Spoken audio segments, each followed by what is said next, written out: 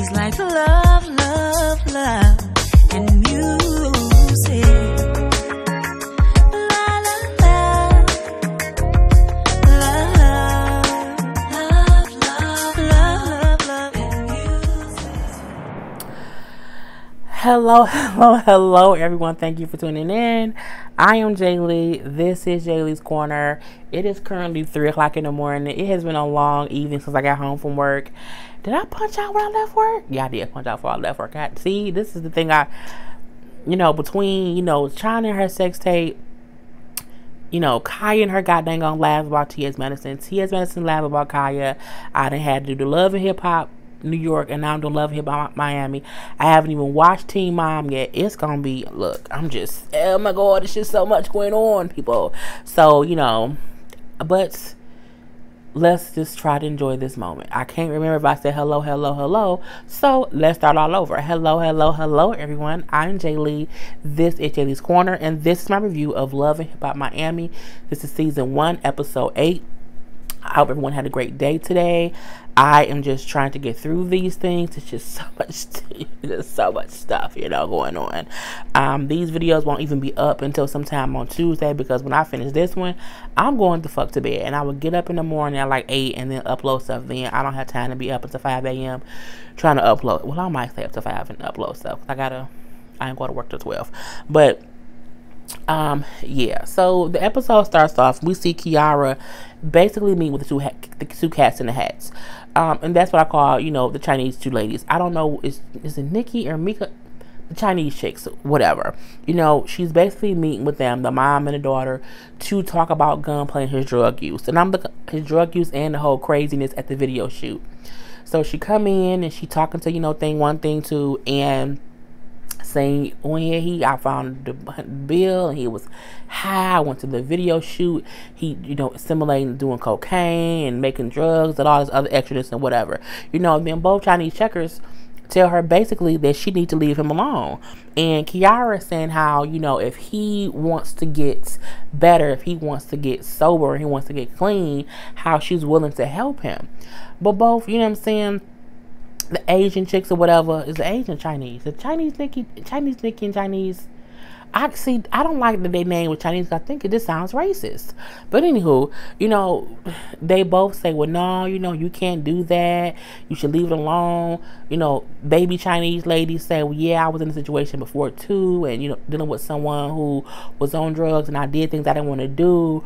I didn't want to, go and dance for him. I didn't want to. What did she say? I didn't want to dance for him, and I didn't want to lower my self-esteem. And I said, wait a minute, bitch. Kiara not saying that she wants to support his habit. She's not saying that she wants to help pay for his habit. How she want to just be old downtrodden and, let him get high. No, bitch. She's saying that she wants to help him be clean, and that if he wants to get better, she will support him in that. People need to realize that you can't take advice from everyone. Because my thing is, you can't always turn your back on someone who has an addiction if they want to get help. If the person wants to get help, there's nothing wrong with being their support system while they're getting help. That does not mean that you give them money. It does not mean that you allow them to treat you any kind of way. You allow them to realize they need help and they need to go to rehab. And if they do, it ain't nothing wrong with that. Chinese checker telling her that, she should leave him alone and she should put herself before him. No, I don't believe that. I believe you do that when someone is a lost cause and they're not trying to get help. They really trying to just be high forever. And while they're being high, you do walk away. You do leave it alone. But if they come and they say, you know what, no, I want to go to rehab, and they're serious about it, ain't nothing wrong with being there for that person. That you can't sometimes walk away from someone because they have, something's going on. Ain't nobody perfect. She need to not listen to them two chicks. Let them go on where they may. Let them go sit down some damn where. So the next thing we see, Trina is at a restaurant. I'm gonna say that she's at a fancy McDonald's, and it's about 8 people in there, and one of the 8 people is supposedly like the commissioner of Miami. And she is getting like the star, or no, she's getting her own day in Miami or whatever. But I'm like, it just didn't seem normal. It seemed like there should be more people around when she getting the key to the city.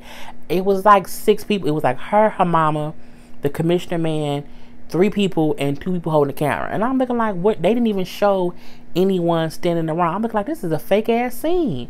I need to go look and see what day was it. I need to know what day is Trina Day in Miami. I just want to know, but I feel like Trina still don't have a goddamn storyline, because even after she got the key to the city, after she got the city a day named after her, she riding around with Joy talking about Trick. I'm looking like, y'all still talking about her and Trick Daddy? Look, girl, bye. Joy saying how because her and Trick are now getting divorced, how she can start dating now. And I'm like, y'all been separated for 4 years. I'm pretty sure y'all both been dating over the past 4 years. Miss me with the bullshit. I don't, again, Trina don't have no goddamn storyline. I can't take it. It irks my nerve when the only time she on the show is when it's about Joy and Trick. That just irks my goddamn on nerves. And I'm like, don't nobody, and so, but we can go on a double date. Girl, bye. I can't, Joy then brings up how one of their mutual friends, or one of their good friends, this dude named Raymond, who was in their circle, likes Trina. Now, Trina says how they just friends, and she wouldn't want to mess up their friendship to take it to something, extra, and then the friendship is ruined. I am also a firm believer in you should not sleep with friends, because sometimes it's just not worth it. And my thing is, if you have to question if it's right, you probably shouldn't do it. Like, just don't do it. Like, everybody not meant to be the whole brown sugar thing when Sanaa Lathan's character and Tay Diggs' character was meant for each other. You just don't do it. Sometimes it just does not work out. But, she said that she's willing to go on at least one date with him to see where it could possibly go. If you say so. JoJo and her mama at the house or whatever. JoJo says how her mother's lawyer sent her a subpoena to go to court, and she had to testify basically against her father, bringing her financial records from the shop to show the judges or whatever that her father sends money to the shop whenever, and he has enough money to pay the mama whatever she asking for. Now, to me, basically what that meant to me was, is her daddy laundering money through her goddamn shop? I mean, is that what he doing? Who knows? The mom then comes in and says how, it's just, this is what the lawyers asked for. It's not a big deal. But mom, that's dad, and he has all these businesses. Why wouldn't you ask for my business? Why did you ask for my brother's businesses? Let me tell you this. She said she felt like her mother was making her choose between her mother and her father, and saying how, it's just not fair. One, she like, why would you do this? Why would you pick my store? First of all, she picked Joe's store because she know that Joe has a storyline, because you have one. You don't have one at all. Second of all, I give 0 fucks about a millionaire's issues. You told Veronica the bitch you was a goddamn millionaire, that you have all, you can't even, if you, it's too much to slap a bitch because I got too much money. I give 0 fucks about your problems, again, because you're rich. Who gives a fuck? Girl, bye. I don't care. And I feel like no one's gonna feel sorry for her, simply because, bitch, you said that you're a millionaire. You're a millionaire. You up here upset because your daddy won't give your mama any money in a settlement, and y'all are millionaires. First of all, that makes your daddy a fuck nigga. Okay, let's be honest. And then second of all, your mama only want alimony, and she been married for 30 years. Speak up for your mama. Do that and shut the hell up. The next thing that we see, and I feel like her daddy probably really using her business to launder money, but that's neither here nor there. The next thing we see is her meeting with her father, and he's basically saying how, the son has already went to court and spoke against him and spoke for the mom. He said how the son was, he said he was a mistake here, he's a piece of shit, I can't believe he did that. I'm like, that's your own son. And I think what the father don't realize is, you fucking over the mama, and you want the kids to choose you because of the money. And I wouldn't be able to do that. He then tells her, I want you to choose your place, choose what you want to do, because basically I want you to take over when I'm no longer here. Like, I'm going to give you the throne, you're going to be my heiress, but I need you to think with your brain, not your heart, which means I'm fucking up your mama. You are aware of that, but use your brains, because if you go with me, I will give you the everything. You would be the Don Dada of whatever. We don't know what damn daddy do. Okay, we gonna leave that alone. You know, and then she said like, but that's my mom. And he says, look, you know, your mother ain't getting no money from me. Your brother already done fucked up. You know, don't make the wrong choice. If your mother needs you in the aspect of her, of you just being there for her, that's fine. But if she needs you to get at me, don't do that. And he then said, be safe. Did you just threaten your daughter on TV, sir? But again, I don't care because, as she said, she's a millionaire. I don't. At work, I say things like this that when I'm at work. When people come to me with problems that's above my pay grade, my exact words was, that's above my pay grade. So my thing is, if you're a millionaire, any issues you have, I can't afford to care about them. Boom.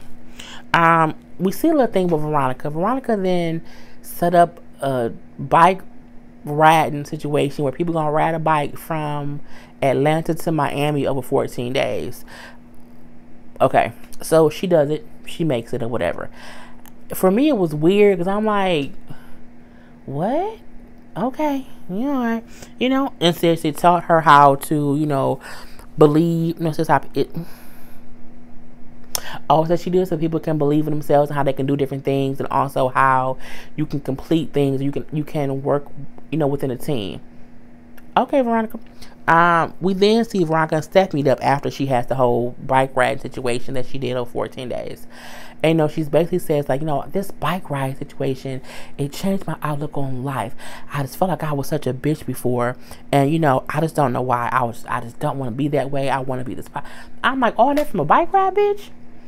You could, girl, if you say so. You know, she then brings up how, you know, she doesn't even know why she has an issue with Amara, saying, you know, I think it's because I'm just a weird person and I shouldn't be that way and I want to change. So I'm like, okay, if you say so, girl, bye. Because I'm like, how does a bike ride make you a different bitch? I mean, a bike ride can make me a bit different bitch because I'll lose weight. But I'm like, if you riding a bike, now you're a whole new person. Okay. The next thing that we see Shay, and she's having a photo shoot.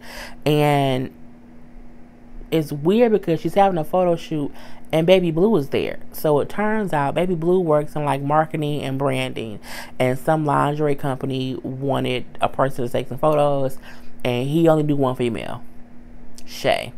So the only female you know, and you work in marketing and branding, and the only female available is Shay Johnson from Love and Hip Hop, from Flavor of Love. Okay, so whatever. So she taking little photos. Now she did look bomb. Okay, she did look good. Okay, I mean her wig. You know her wigs don't really be all that or whatever, but you know her body is banging. Again, when Shay gets it right with that, within her clothing, within her makeup, within her wigs and her hair, she's a bad bitch. Okay, can't nobody say that she can't do that. But sometimes the shit just don't add up, and it is what it is. So you know her and Blue talking. And she brings up how she has like a fitness line, how she's going to try to do this, you know, boot camp with Shay because she lost 40 pounds. And she felt like if she was able to do it, she can teach other people too. Do you, boo? You know, do what it is. He then said like he can't help her with that, and it's cool. He then said, she said, well, you know, is it okay? Because, you know, me and P broke up. He said he didn't know. He said, but it's cool. You know, in his insight, he said like, I'm not going to let P find out because I don't know how he's going to feel about it, but I'm about making my paper. He then asked Shay, well, since you and P broke up, you know what I'm saying, I can not flirt with you, you know what I'm saying, can I smash? Who the fuck asked the girl, can you smash? I'm like, bruh, ugh. And she was like, what? No. She's like, we would never smash. She was like, you the homie, and you gonna forever be the homie in that goddamn homie box, so leave it there. Okay. And she say something. We then next see he at the studio mixing some songs for Pretty Ricky. We see Shay come in, and she got some stuff, her boot camp thing or whatever. And he like, all right, we're going to get it marketed up and mocked up, and we're going to get A, B, and C, and someone to do a distribution or whatever. I'm like, okay, good. As they sitting there talking, P walk in. Of course he'll walk in. And he walk in like, what the fuck is she doing here? And she like, what the fuck he doing here? And they both confused. And then Blue like, I thought you was coming later, bruh. Did you really? if you say so.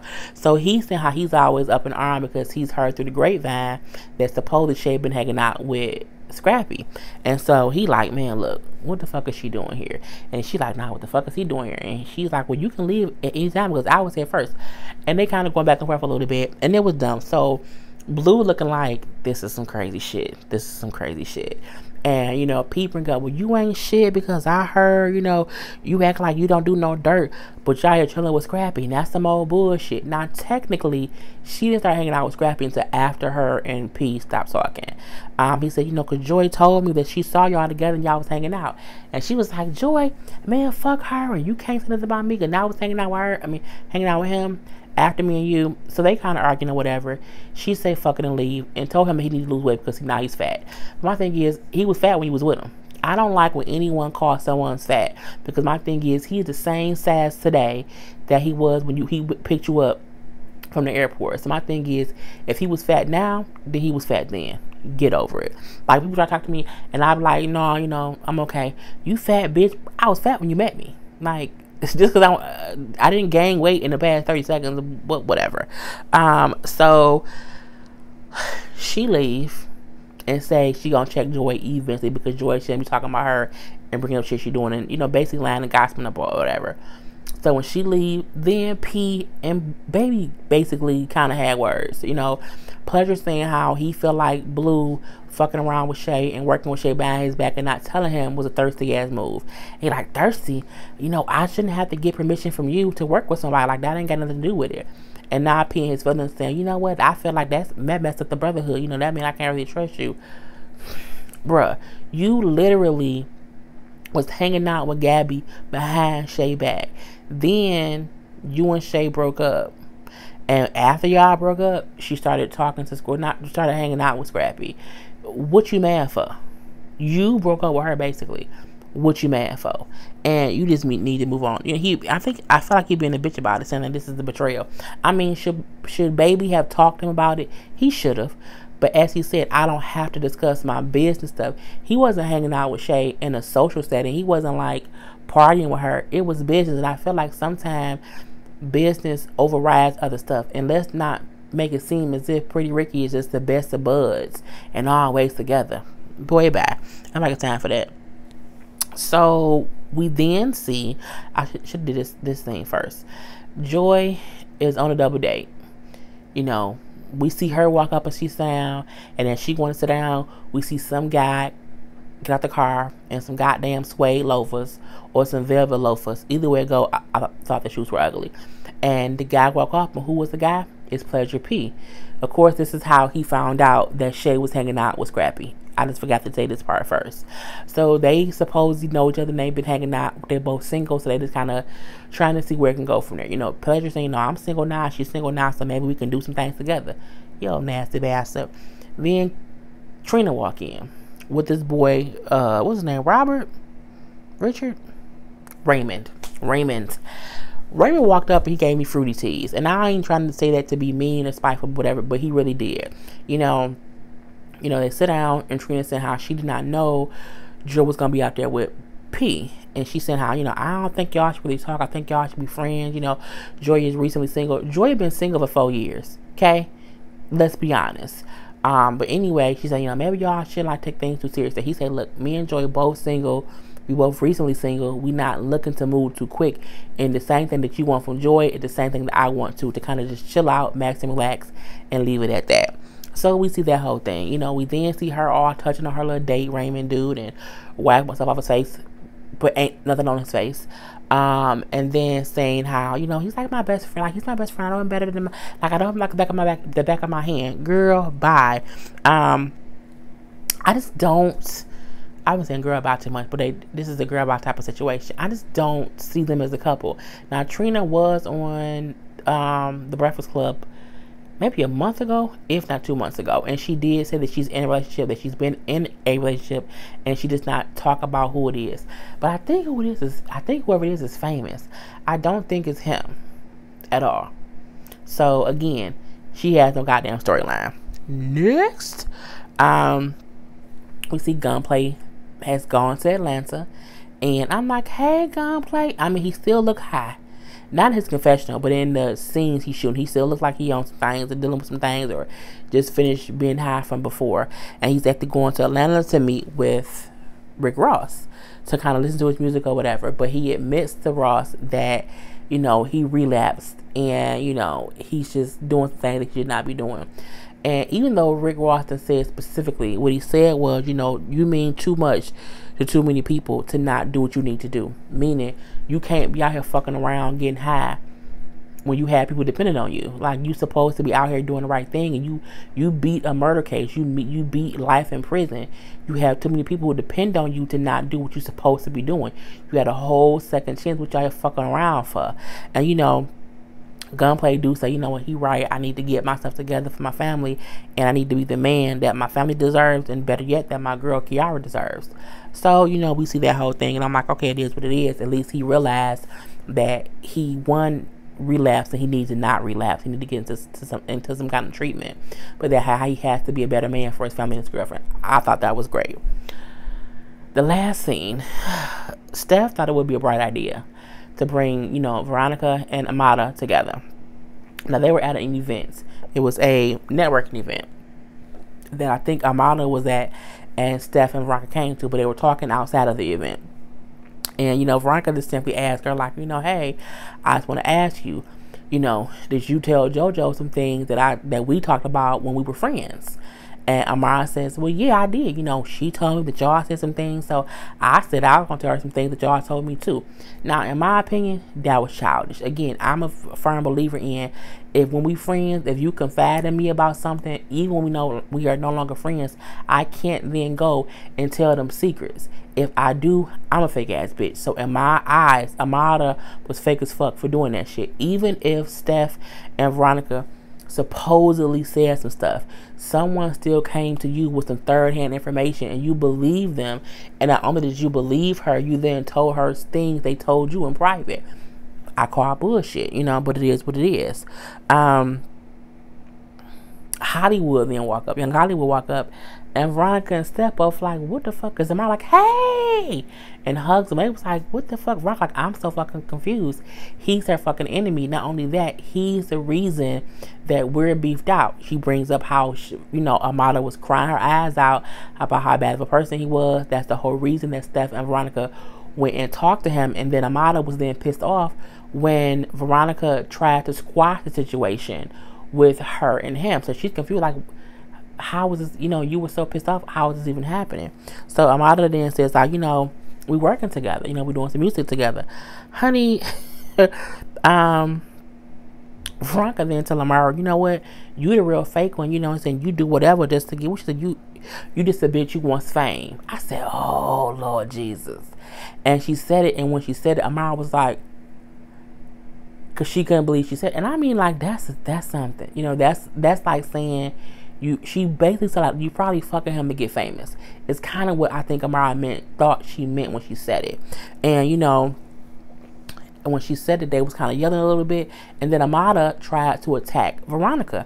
And security had to come in and whatever. And then Veronica yelled out, you wearing a wig, bitch? That ain't even your hair. I'm like, that's a wig?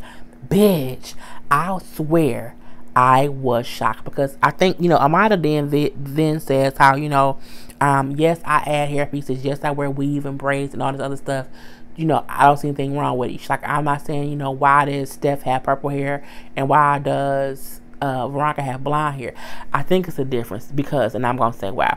I felt like when Amada first came on, I'm Afro-Latina. I have a big afro. You know, that's why I assumed, I swear, I assumed it was all her hair. I felt like the reason she was so offended over what Young Hollywood said is because that is her natural look. I feel like when someone is wearing a wig, how can you get offended that someone says how you look when that ain't how you naturally look? And so I feel like when Veronica said, you know, you wearing a wig, I think that was her point of saying you fake as fuck because you making people think that's how your hair really looks and it doesn't. Now, saying it's a wig does not mean that she does not have kinky hair or she doesn't have an afro underneath. It doesn't mean that she does not have whatever with her hair. I think from what I got from it, from me, my point of view, I felt like, well, damn, you did make it seem as if you walk around with an afro because that's how you wear your own hair. I did not think it was a wig at all. So I think it was just shocking to me. And I'm thinking like, well, damn, is Amada as real as we think she is? You know what I'm saying? Because I mean, I felt hoodwinked and bamboozled. I really did. You know, Young Hollywood kind of tries to calm Veronica down. So, you know, because again, Amada, even though they was arguing, Amada physically tried to attack Veronica first. They was yelling, but no one was like at each other, like trying to fight, until Amada did that. So, you know, he's saying to Veronica, you know, calm down. You know, she's trying to have a scene. You know, this isn't the place to do this. You know, you have to be classy. We see how she's acting. Just don't do it. Because Amada's yelling and cussing and fussing or whatever. And so is Veronica. But Hollywood's kind of calm her down. So, you know, you're too classy for this. I'm looking like, well, damn, bitch, she classy? Is she classy because she got blonde hair? Is she? You know, but I do think it's a thing of... I do feel like Amada I feel like she made us believe that was her hair. That's like if I was to find out Macy Gray, that wasn't really her afro. I would be very upset. If I was to come find out that Bob Marley didn't really have dreads. If Whoopi Goldberg's hair, if that was a wig, I would be very frustrated. I would be very pissed off. Okay? I mean, I think it's a thing of when someone says, this is me, this is my natural self, love me and my beautifulness.